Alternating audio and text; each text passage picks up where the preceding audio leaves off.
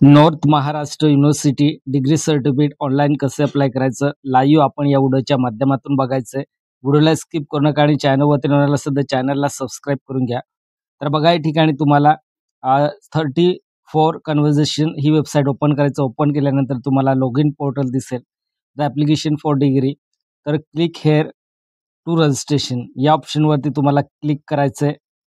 या ऑप्शनवरती क्लिक केल्यानंतर आपल्याला रजिस्ट्रेशन हे इंट्रोडक्शन रीड करून घ्यायचं. सर्व इंट्रोडक्शन या ठिकाणी देण्यात आले. हे सर्व रीड केल्यानंतर आपल्याला तर बघा खाली ओके बटन आहे. ओके बटनावरती तुम्हाला क्लिक करायचं आहे. या बटनावरती क्लिक केल्यानंतर आपल्याला तर बघा हे सर्व व्यवस्थित तुम्ही सूचना वाचून घ्यायचं आहे. ओके केल्यानंतर तुम्हाला या ठिकाणी आपलं रजिस्ट्रेशन करायचं आहे. रजिस्ट्रेशन करण्यासाठी आपल्याला आपल्या मार्कशीटवरती जसं आपलं नाव असेल तसंच या ठिकाणी फिलअप करायचं आहे. तर सरनेम असेल किंवा तुमचं नाव असेल तसंच तुम्ही या ठिकाणी फुल नेम तुम्ही फिलअप करायचं आहे. दुसरं मोबाईल नंबर आणि तिसरं या ठिकाणी हे सर्व आपल्याला डिटेलमध्ये फिलअप करायचं आहे. फिलअप केल्यानंतर प्रोसीड या बटनावरती क्लिक करायचं आहे. प्रोसीड या बटनावरती क्लिक केल्यानंतर आपल्याला या ठिकाणी आपलं सर्व काही डिटेल आपण फिलअप केलं तर डिटेल दिसेल. डिटेल दिसल्यानंतर आपल्याला नेक्स्ट प्रोसीड या बटनावरती क्लिक करायचं आणि या ठिकाणी आपल्याला आपलं user I D passport user I D दिसणार आहे. युजर आय डी तुम्ही स्क्रीनशॉट मारून घ्यायचं आहे. हे तुम्हाला कामात येणार आहे लॉग इनसाठी. आणि या ठिकाणी तुम्हाला काय करायचं आहे, एक लोकल नेम तुम्हाला या ठिकाणी द्यायचं आहे. लोकल नेम कसं द्यायचं सिलेक्ट करायचं आहे. तुमचं फेवरेट नेम या ठिकाणी तुम्ही सिलेक्ट करायचं आहे.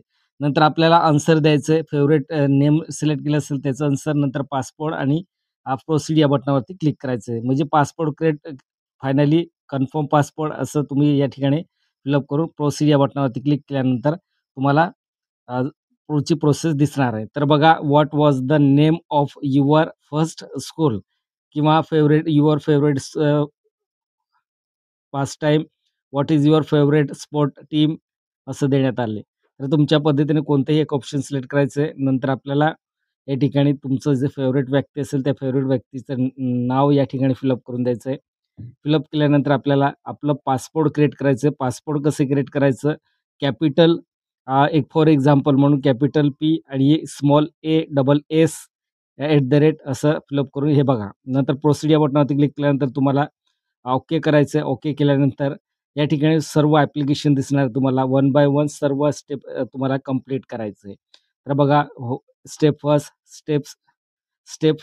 Step second, step third, step 5, step 6, step 7 असं तुम्हाला वन बाय वन सर्व या ठिकाणी स्टेप दिसणार आहे. आता हे सर्व स्टेप तुम्हाला काय करायचं कंप्लीट करायचं आहे. तर वन बाय वन सर्व तुम्ही कंप्लीट करून घ्या.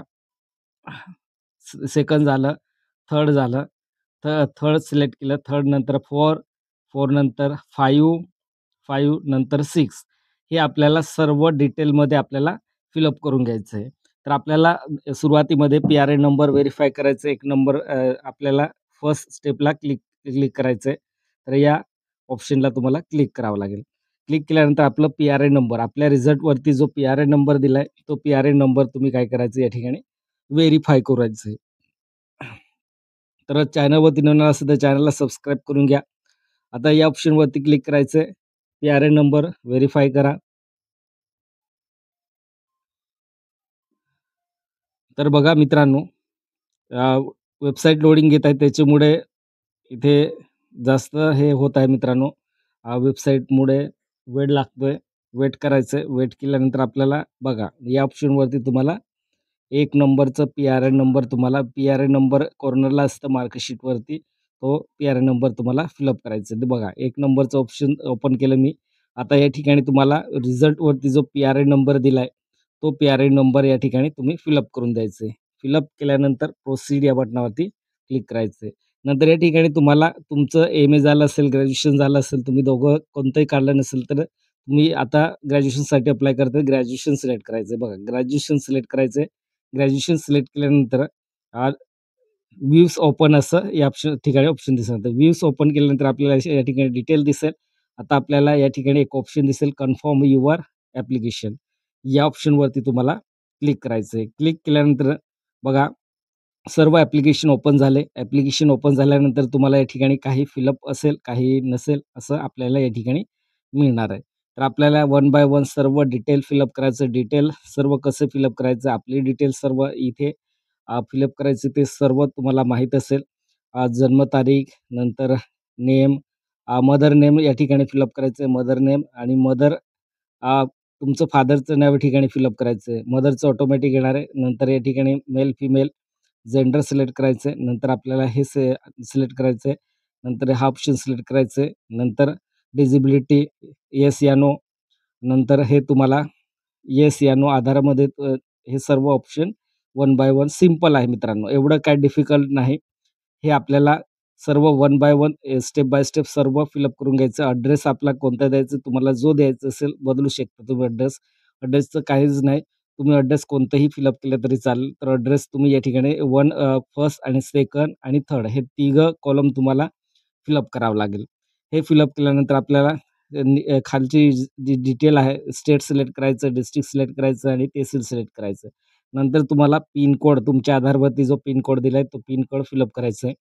नंतर आपल्याला नेक्स्ट डिटेल असेल बघा, तर या ठिकाणी तुम्हाला डिटेल दिसत असेल. हे आधार नंबर द्यायचं आहे. आधार नंबर दिल्यानंतर आधारामध्ये चेंज आहे का ते येस या नो करायचं आहे ते.